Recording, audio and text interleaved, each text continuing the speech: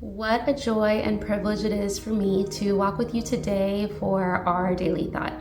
Today we'll be discussing a specific passage from Psalm 119, but before we do that, I thought to share a little bit about the passage in general. If you haven't been here for the last few videos, or if you could just use a refresher, many people know Psalm 119 for being the longest singular chapter in the Bible. It is 176 verses long, which is pretty incredible, but there is actually so much more to this passage than just the length of it. It's also the longest alphabet poem in the Bible, and what that means is that there are 22 different stanzas in Psalm 119, and each stanza is denoted by a letter from the Hebrew alphabet. There are 22 letters in the Hebrew alphabet, and there are 22 stanzas in this chapter. And each of these stanzas are broken up into 8 verses each. So you see a lot of symmetry throughout this passage. But what blows my mind even more than that is that each of the verses within each stanza actually begin with the Hebrew letter above it. So for today, we're actually going through Psalm 129, verses 129 through 136, and the Hebrew letter associated with this stanza is Peh, P-E, and the meaning of it is mouth. This is really interesting because some of the Hebrew letters, their actual meanings align in interesting ways with the stanzas. Not all, but the passage that we're reviewing today, actually you'll quickly see an alignment between the Hebrew letter associated with it and the passage itself. So let's go ahead without further ado to read today's passage.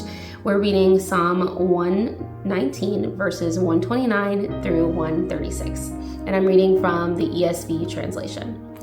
Your testimonies are wonderful, therefore my soul keeps them. The unfolding of your words give light. It imparts understanding to the simple. I open my mouth and pant because I long for your commandments. Turn to me and be gracious to me, as is your way with those who love your name. Keep steady my steps according to your promise, and let no iniquity get dominion over me. Redeem me from man's oppression, that I may keep your precepts. Make your face shine upon your servant, and teach me your statutes. My eyes shed streams of tears because people do not keep your law. I find this passage to be really interesting because just in a few verses here, it actually sums up what I believe our experience should be as believers, people who say that we know and love the Lord. So let's break it up into 3 sections. We'll start with verses 129 to 132. And I just have a few reflection questions for you today during our devotion time. So for this section, I want to ask you, are you hungry for God's word? Is it a delight to you? Is it energizing to you? Is it a joy to you? Is it so incredible to you that you have access to the words of our holy God and that you can abide in the word, in the text, and glean new things from it, new insights from it every single day? Is it a joy for you to be hungry for the word of the Lord? The next question that I want to ask is centered around verses 132 through 135, and that is, are you dependent on God's word? Are you actually praying prayers that you need Him to answer for you? Or are you praying prayers that are simple and basic, but things that you can do probably within your own strength? I think this is a sobering question for every believer to be asking, especially those of us who tend to be very busy doing for the Lord and not spending enough time being with the Lord.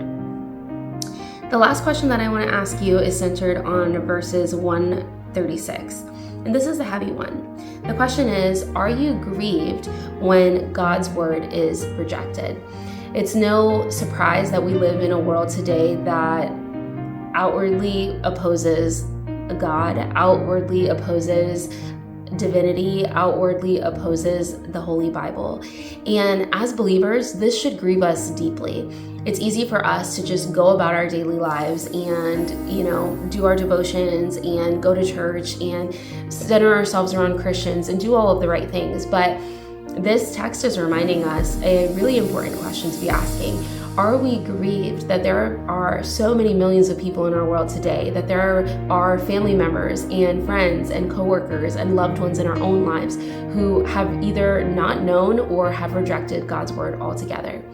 And if the answer is no, that's something that we need to press into and really ask the Lord to change in our hearts, to have more of a burden to share this with other people. And if the answer is yes, it's a reminder that this gospel is for everyone. I love that verse above in verse 130 where it says, "The unfolding of your words gives light. It imparts understanding to the simple."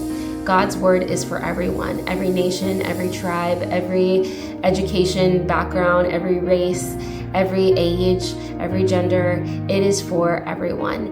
And I think that this passage is a wonderful reframe for us today to hunger for God's word, to depend on God's word, and to be grieved when God's word is rejected by the world around us. Be blessed.